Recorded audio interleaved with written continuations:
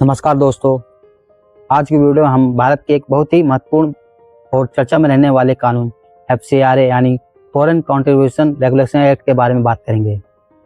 हाल ही में 25 मार्च 2026 को लोकसभा में एक नया संशोधन बिल पेश किया गया जिसने नियम को पूरी तरह बदल दिया है। आज हम 1976 से लेकर 2020 तक के नियम और अब 2026 में होने वाले बड़े बदलाव को बेहद सरल भाषा में पॉइंट टू पॉइंट समझेंगे। वीडियो को पूरा जरूर देखिएगा। सबसे पहले समझते हैं कि ये कानून क्या है और 2020 तक इसमें क्या नियम थे। पॉइंट 1, FCRA गृह मंत्रालय का एक कानून है जो विदेशों से आने वाले डोनेशन या फंड को रेगुलेट करता है ताकि कोई विदेशी ताकत भारत की सुरक्षा या लोकतंत्र को प्रभावित ना कर सके। पॉइंट 2, ये पहली बार 1976 में आया, फिर 2010 में इसे नया रूप दिया गया जिसके तहत किसी भी NGO को विदेशी फंड लेने के लिए 5 साल का FCRA सर्टिफिकेट लेना अनिवार्य कर दिया गया है। पॉइंट 3, 2020 का सबसे बड़ा संशोधन। साल 2020 में सरकार ने नियम और सख्त किए। चुनाव लड़ने वाले उम्मीदवार, नेता, जज, सरकारी कर्मचारी और मीडिया हाउस पर विदेशी फंड लेने की पूरी तरह रोक लगा दी गई। सभी NGO के लिए दिल्ली की SBI मुख्य शाखा में ही खाता खोलना अनिवार्य किया गया। प्रशासनिक खर्च जैसे सैलरी, ऑफिस का किराया की सीमा को 50% घटाकर अधिकतम 20% कर दिया गया। विदेशी फंड को किसी दूसरे NGO को ट्रांसफ़र यानी सब ग्रांट करने की पूरी तरह बैन लगा दिया गया। अब बात करते हैं उस बड़े बदलाव की जो 2026 के नए मानसून बिल के जरिए लाया जा रहा है। सरकार अब और भी सख्त कदम उठा रही है।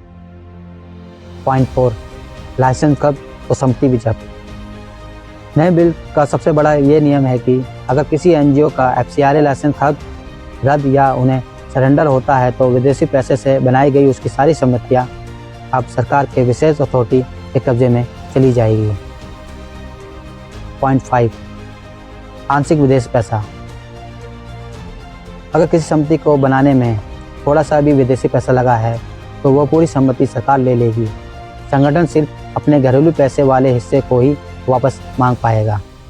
पॉइंट 6, धार्मिक स्थलों की सुरक्षा। अगर जब्त की गई संपत्ति में कोई पूजा स्थल या धार्मिक स्थल शामिल है तो सरकारी अथॉरिटी को यह सुनिश्चित करना होगा कि उसका धार्मिक स्वरूप वैसा ही बना रहे। पॉइंट 7, कम से कम 10 लाख का खर्च जरूरी। लाइसेंस को रिन्यू रखने के लिए संगठन को पिछले 2 वर्षों में अपने क्षेत्र में कम से कम 10 लाख रुपए का विदेशी फंड इस्तेमाल करना ही होगा। अगर वह ऐसा नहीं करता तो लाइसेंस रद्द हो सकता है।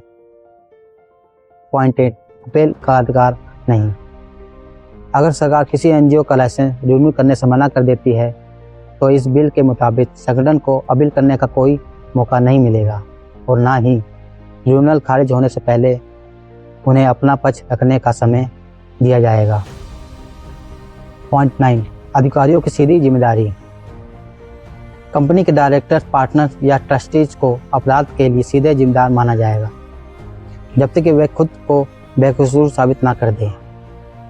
पॉइंट 10, सजा की कमी। इन कड़े नियमों के बीच एक राहत यह है कि नियमों के उल्लंघन पर मिलने वाली अधिकतम सजा को 5 साल की जेल से घटाकर 1 साल कर दिया गया है। साथ ही जांच शुरू करने के लिए केंद्र सरकार की मंजूरी अनिवार्य। तो दोस्तों, ये था FCRA का पूरा सफ़र जहां 2020 तक सरकार ने फंड के इस्तेमाल और खातों पर नकेल कसी थी।